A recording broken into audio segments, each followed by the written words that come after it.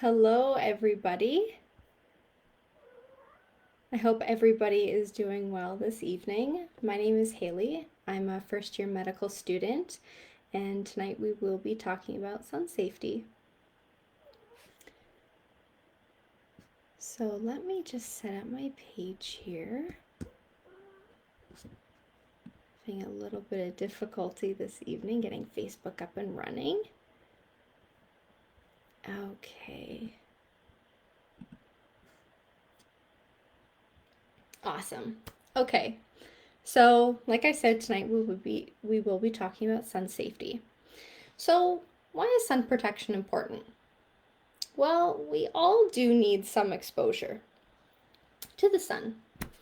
When our skin is exposed to the sun, our bodies make something called vitamin D, which helps our body absorb calcium, which helps make our bones stronger and healthier. But it only takes a little bit of time in the sun for most people to get the required amount of vitamin D that they need.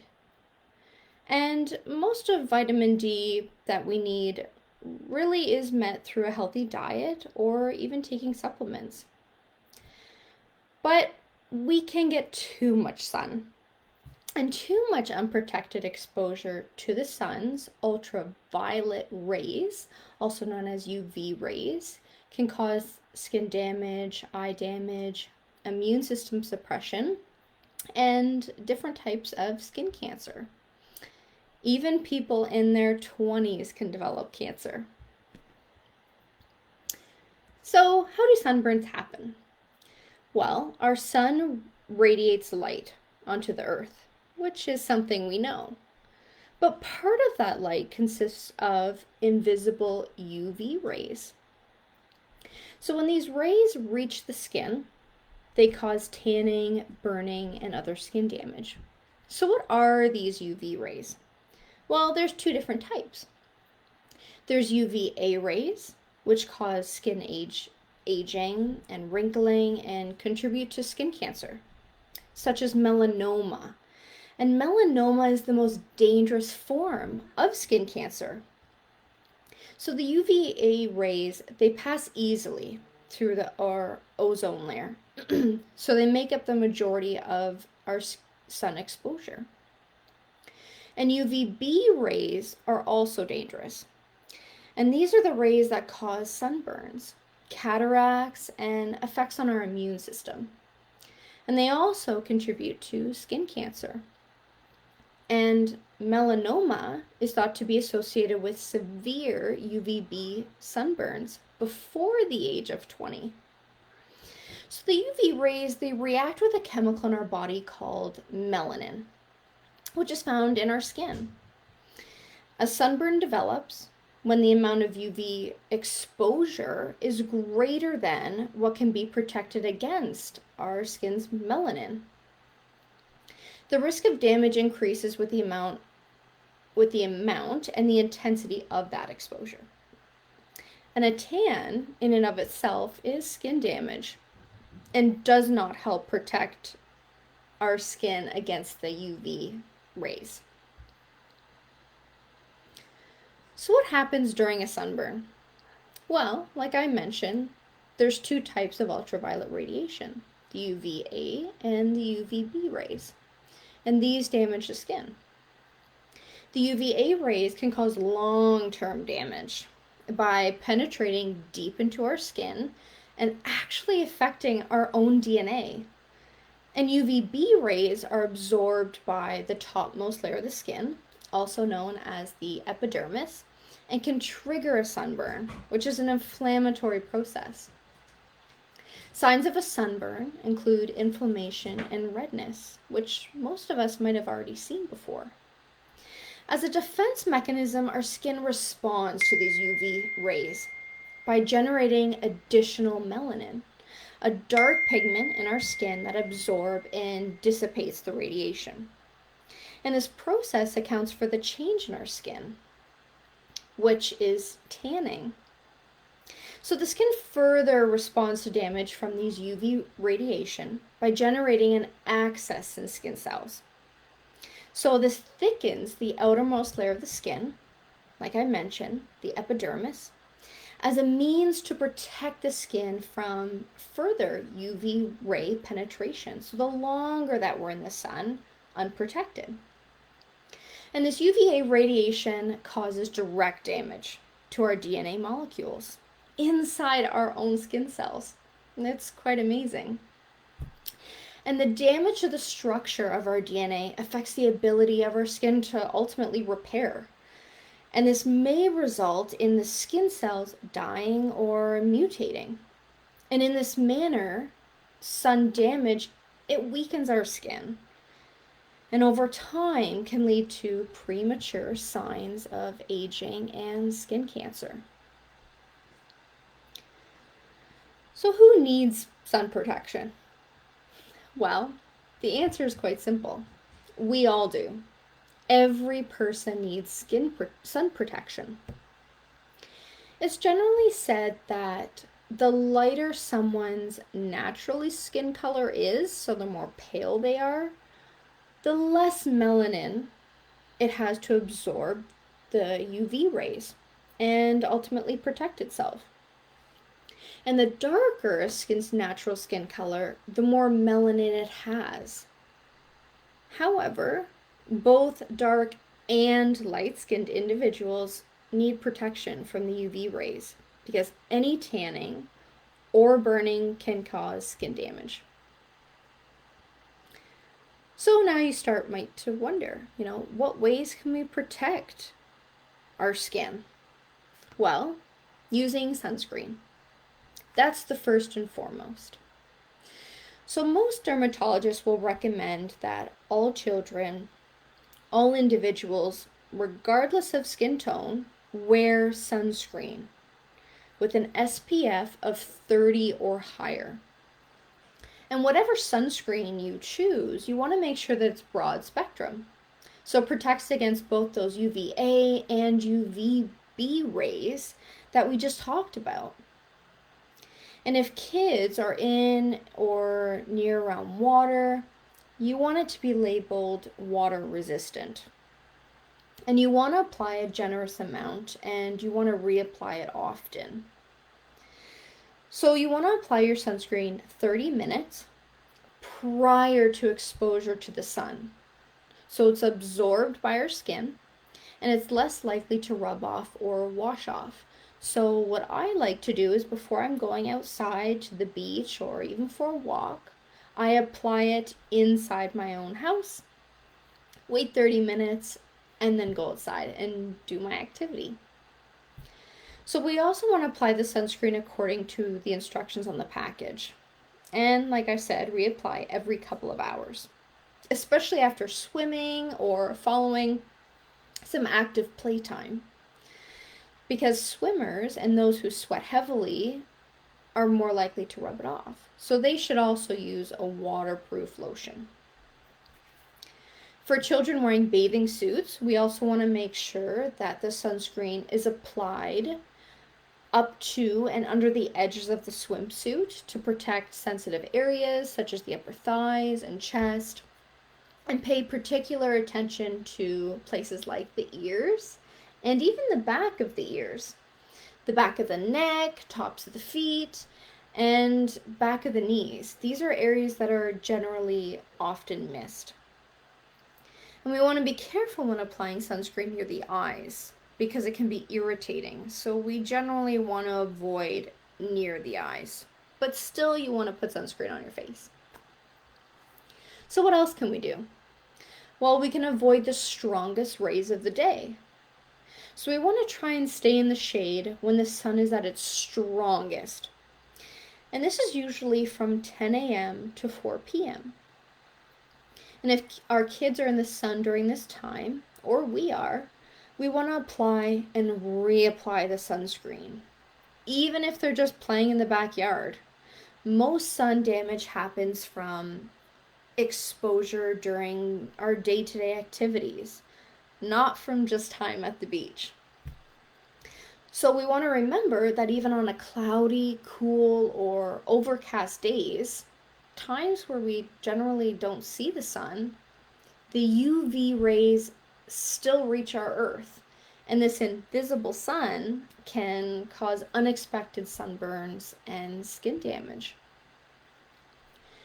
We can also cover up. So, one of the best ways to protect the skin is to cover up. Use protective clothing. So, we want to make sure that our clothes offer enough protection. So, how can we do this? Well, we can put our hand inside the garment and make sure that we can't see through it. Generally, if we see our hand through the clothing, it doesn't offer enough protection against these UV rays. Babies have a thinner layer of skin, and it's often underdeveloped. So they have underdeveloped melanin. Remember, our healthy part of our skin that protects us against these rays. So their skin burns very easily. So the best protection for babies under 6 months of age is shade, so that they're able to be kept out of the sun whenever possible. If your baby must be in the sun, we want to dress him or her in clothing that covers the whole body, including wearing hats with wide brims to shade the face. And if your baby is younger than 6 months old and still has a small areas of the skin like the face exposed, we want to use a tiny amount of SPF, sunscreen, of 15 on those areas. And remember, watching the eyes and being careful around those sensitive areas. Even older kids need to escape the sun. For outdoor events, we want to bring along maybe an umbrella or a pop-up tent to bring in. And if it's not too hot outside and won't make kids even more uncomfortable, have them wear a light long sleeve shirt or long pants. We can also wear sunglasses. So sun exposure damages the eyes as well as the skin. So even one day in the sun can lead to a burned cornea, which is our outer clear membrane of our eye. So sun exposure over time can cause something called cataracts, which are basically like clouding of the eye lens, which leads to blurry vision later on in life. And the best way to protect our eyes is to wear sunglasses with 100% UV protection. Something that I like to do with my cousins or younger siblings is let them pick out their own pair of sunglasses. Many options are fun, and some kids like to pick out their own multicolored frames or frames that have cartoon characters on them. Another key tip here is to double check any medications your child may be taking, because some medications can actually make our skin more sensitive to the UV rays.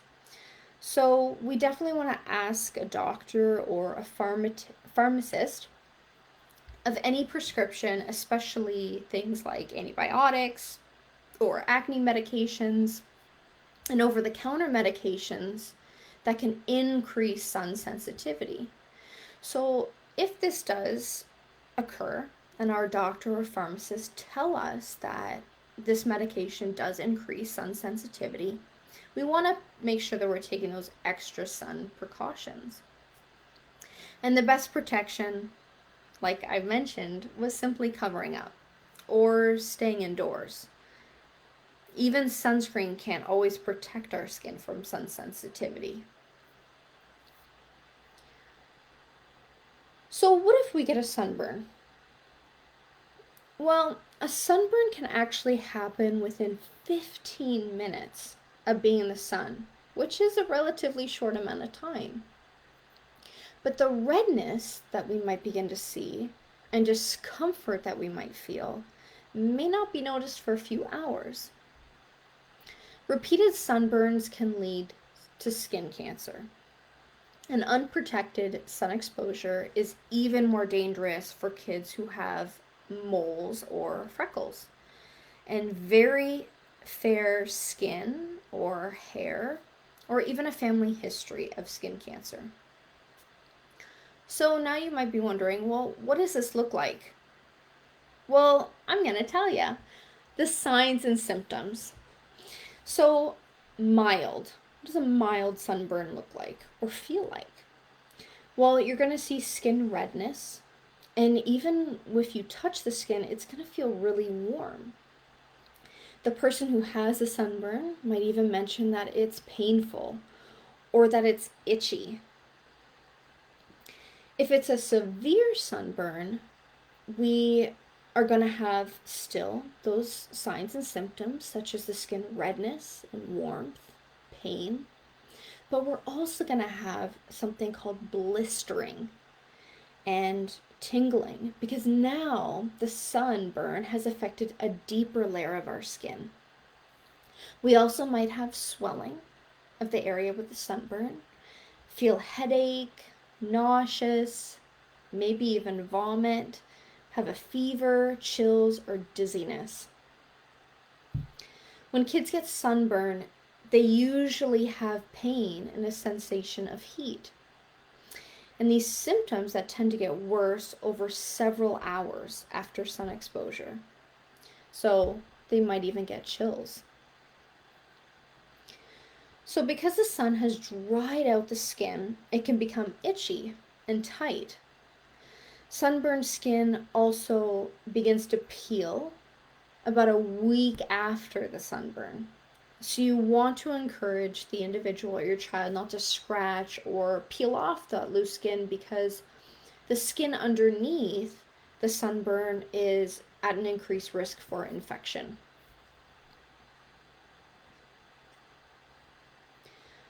So sunburn severity. So I wanted to talk to you now a bit about the degrees of a sunburn. We kind of touched on signs and symptoms, but I kind of want to take a deeper dive because I think this is something really important to recognize.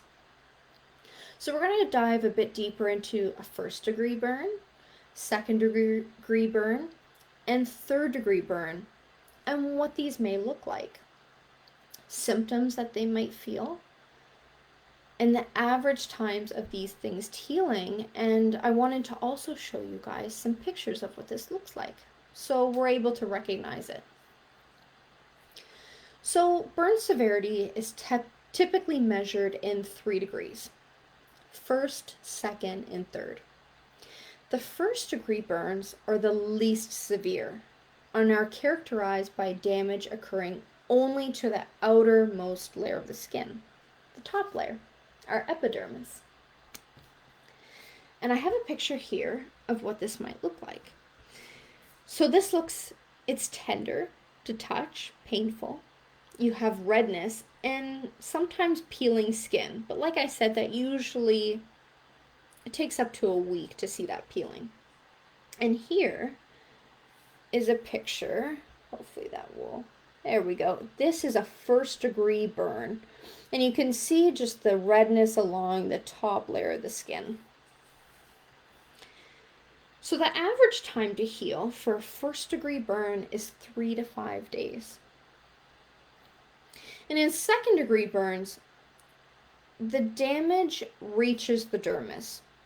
And that's the skin tissue below our epidermis, which contains our sweat glands, our oil glands, our capillaries, our hair follicles, and nerve endings, which is why it's a little more painful.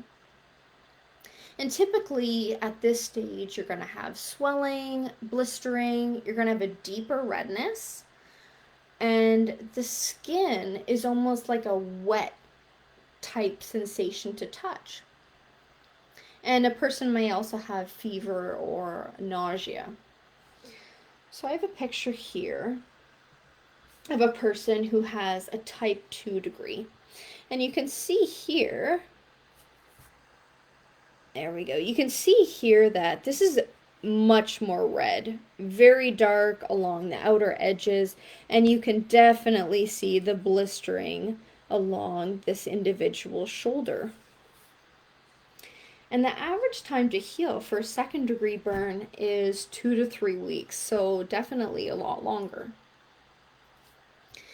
And many factors such as sun exposure, environmental factors will definitely affect the severity of the sunburn. of the sunburn. And skin tone definitely plays an important role in determining whether or not one will be sunburned and to what extent. But most sunburns are a first-degree burn.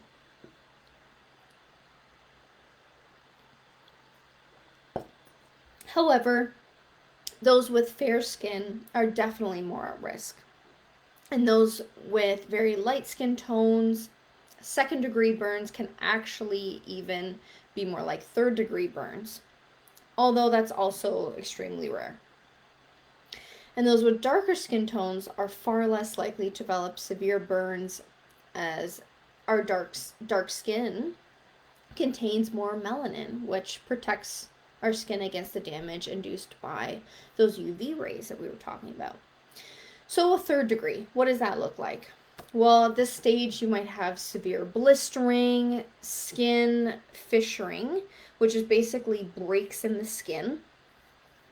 The skin surface also feels and looks charred, like a blackened area.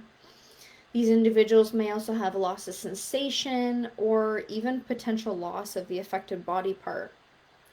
And the average time to heal is months to years. These are very, very severe states to be in. So I don't actually have a picture of a third-degree burn because I thought it was a little bit gruesome to show on this live video.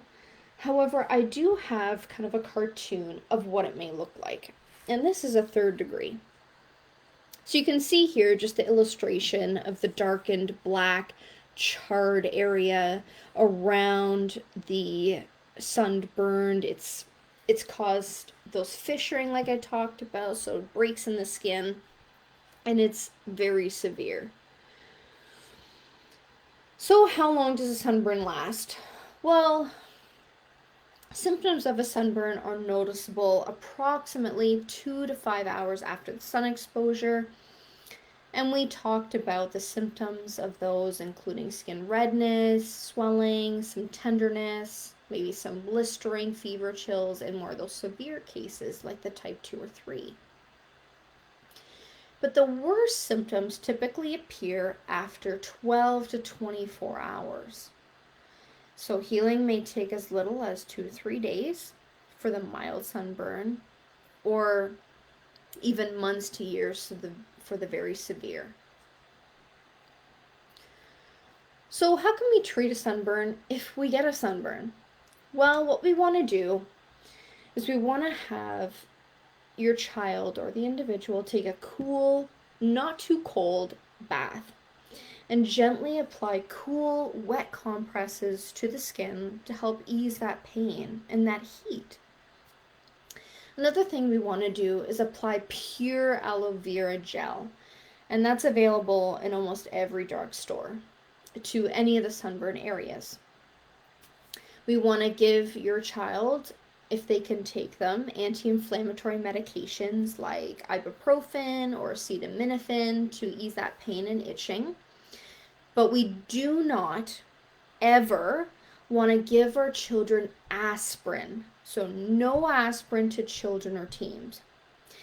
That is because it can cause something called Raynaud syndrome, which can be absolutely detrimental to a child's health and well-being. Over-the-counter diphenhydramine, so Benadryl, can also help reduce that itching or swelling. We can also apply moisturizing cream, not fragranced, because usually that just makes the pain worse, to rehydrate the skin and to treat that itching. So we want to do this usually at more of the stage when the skin is peeling. For more seriously burned areas, in kids over 2 years old, we might apply a thin layer of hydrocortisone cream, which you can get from a physician to help with the pain.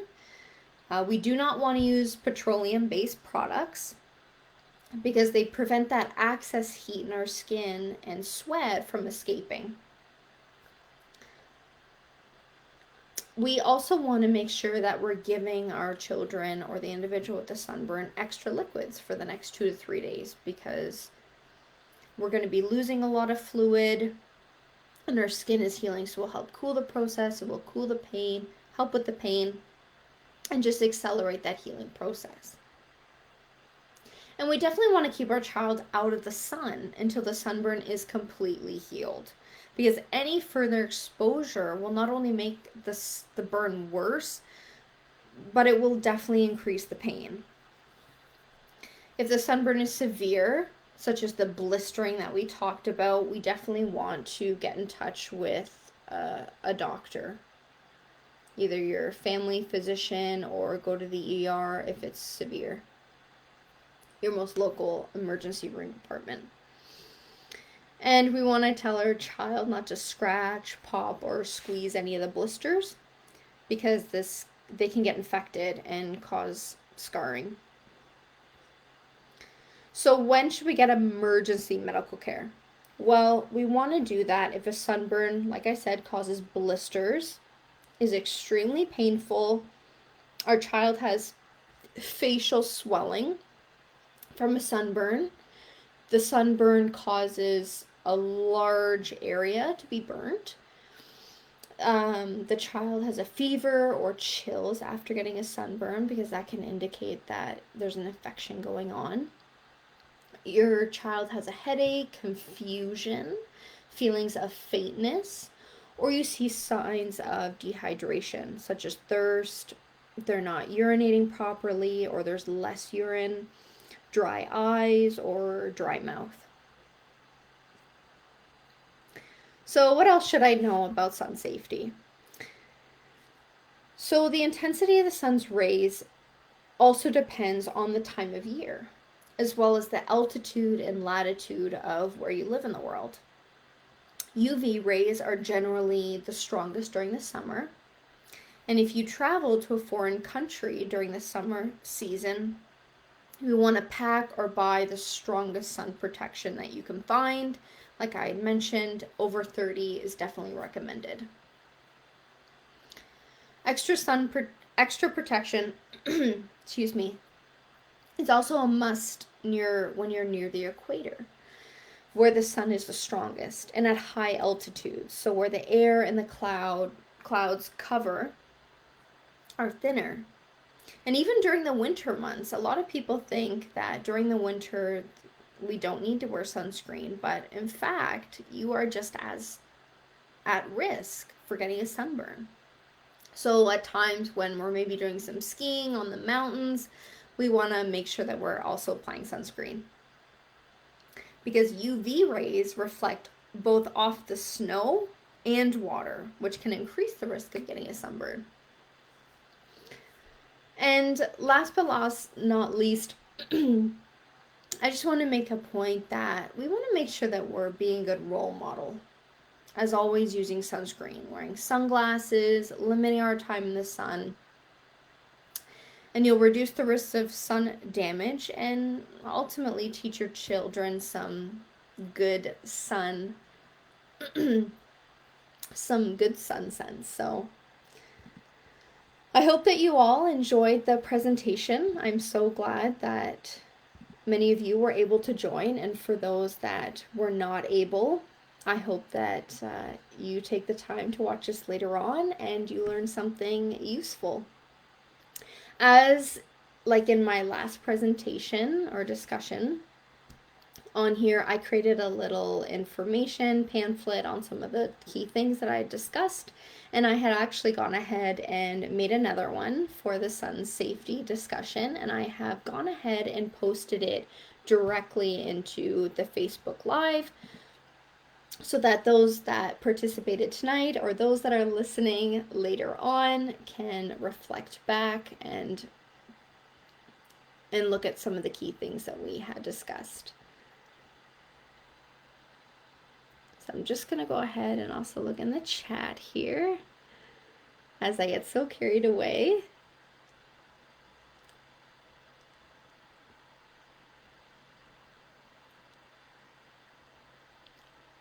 Yeah, so someone mentioned that they've heard a lot of people say that a base tan can offer protection from a sunburn.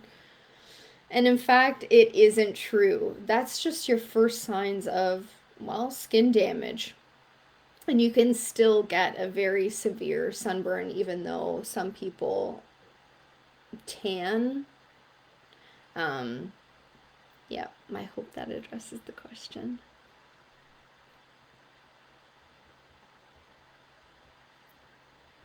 Awesome. So I hope that everyone has a great rest of their evening. Thank you so much for taking the time to join me.